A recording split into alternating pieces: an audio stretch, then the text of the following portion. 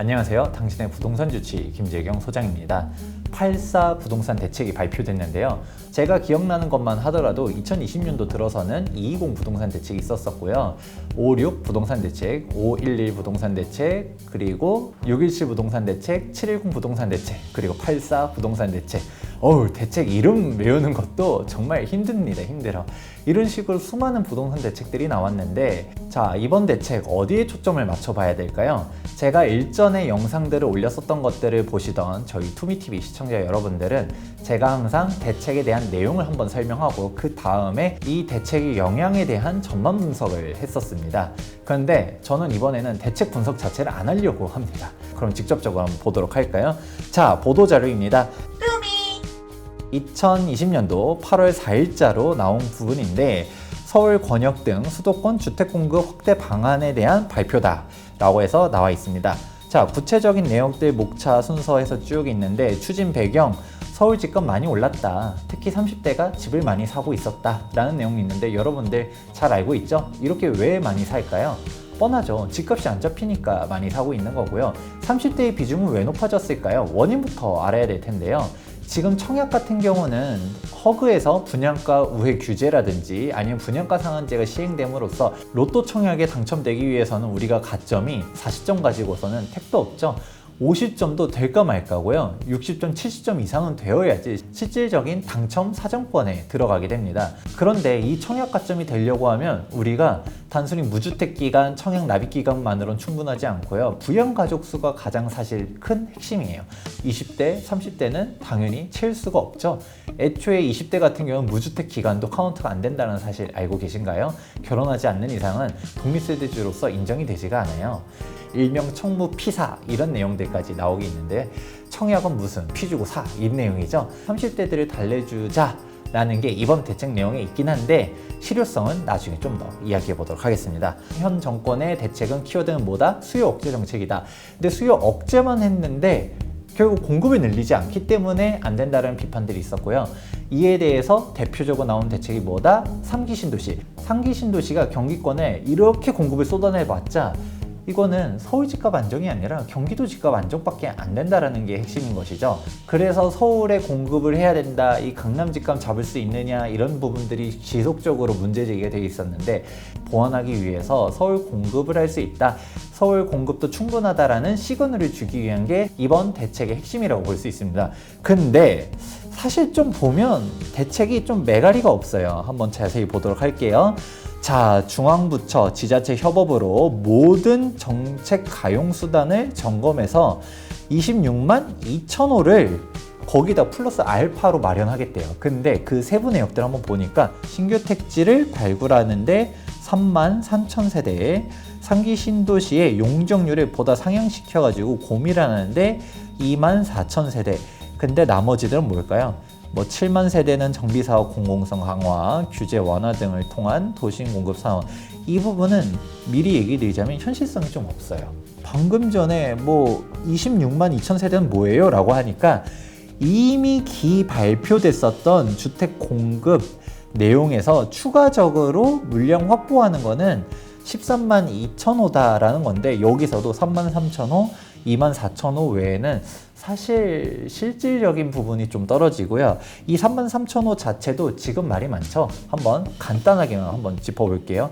우리가 태릉 CC, 용산 캠프킴 하면서 쭉 이렇게 있는데, 지금 벌써부터 기사 검색해보면 우리 님비, 핀피 필요 없는 거는 내 지역에서 빼달라 라는 거잖아요.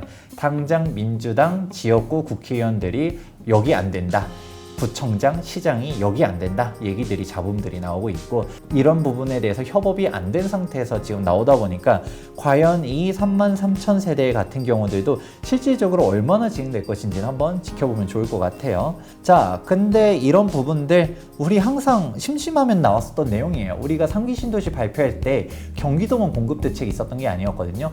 서울도 유휴부지를 개발하겠다는 얘기가 계속 있었는데 지금 뭐 구체적으로 진행된 게 있었나 한번 생각해 보면 좋을 것 같습니다.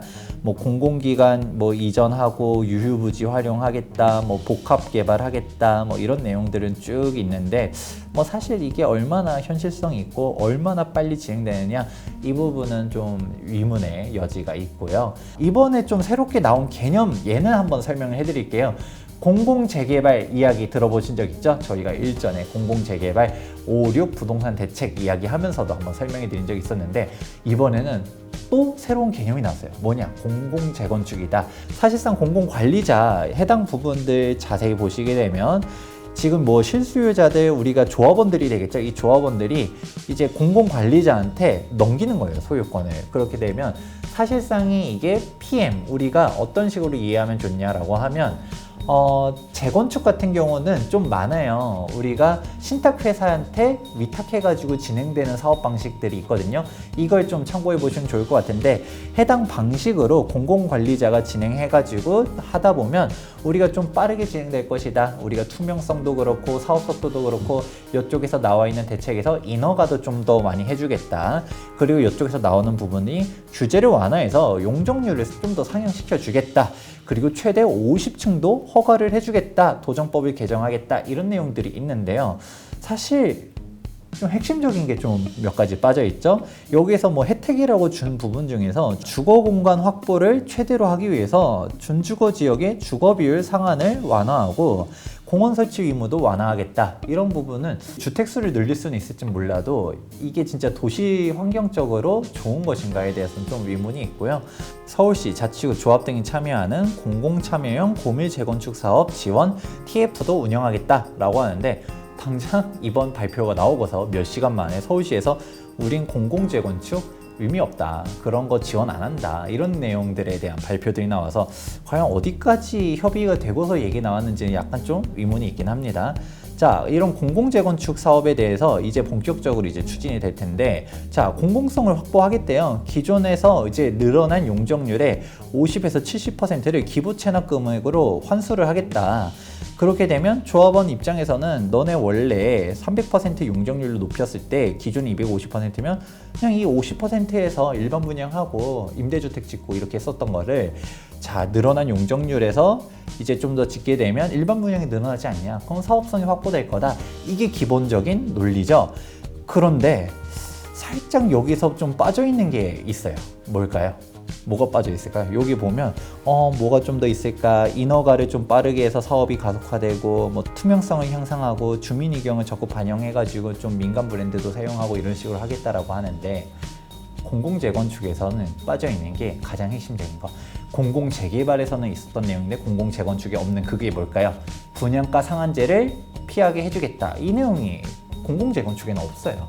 우리 분상제를 피하지 않으면 사업성이 안 나온단 말이에요. 재건축이 사업이 잘 진행이 안 되는 부분들은 몇 가지가 있죠. 우선 분양가 상한제가 있고요. 그리고 재건축 같은 경우 재건축 초과이익 환수제가 가장 악랄한 법률이죠.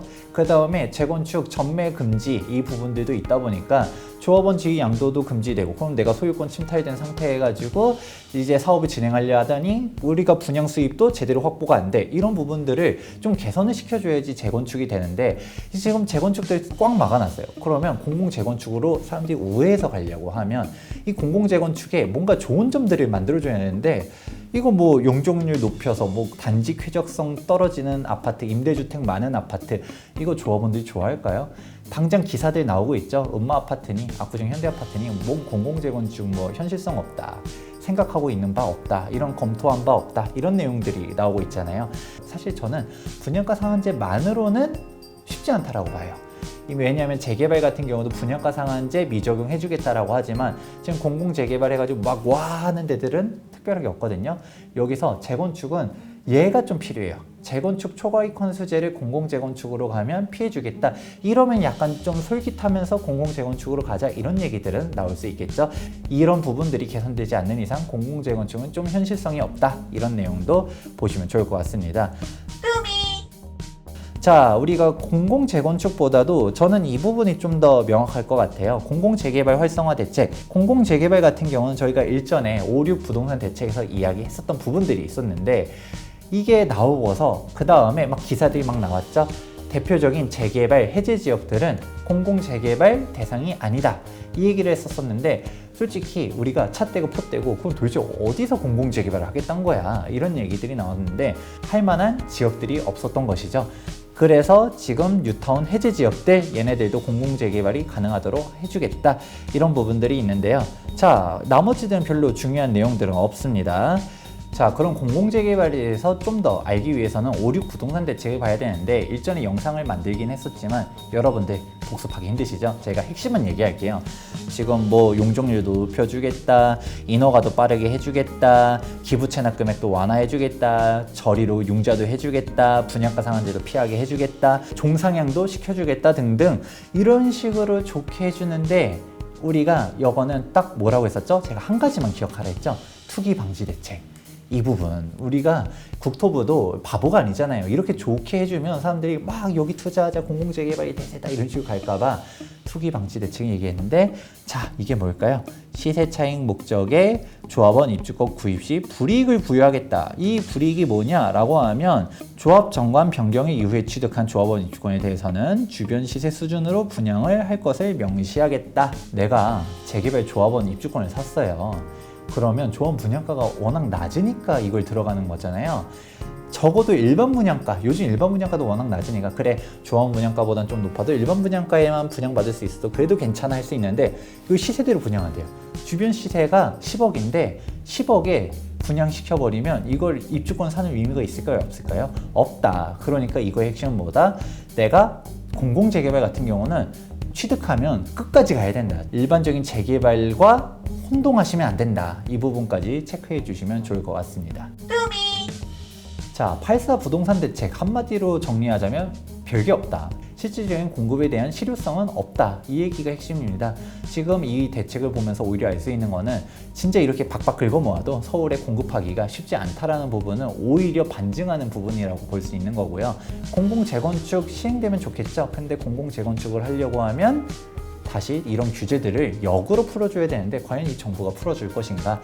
진짜 서울 집값 같은 경우는 제가 계속적으로 이야기해드렸죠. 이런 공급 대책이 중요하기보다는 수요 억제 대책, 다주택자 규제에 따른 양극화가 나타난다. 그렇기 때문에 지방이 무너지고 서울 똘똘한 한 채 쪽의 심화가 앞으로도 계속 된다라는 이 타이틀 하나만 기억해 주시면 좋을 것 같습니다. 도움이 되었다면 좋아요와 구독하기 눌러주시기 바랍니다. 저는 다음 시간에 다시 더 좋은 내용으로 찾아뵙도록 하겠습니다. 지금까지 부동산 주치 김재경 소장이었습니다. 감사합니다.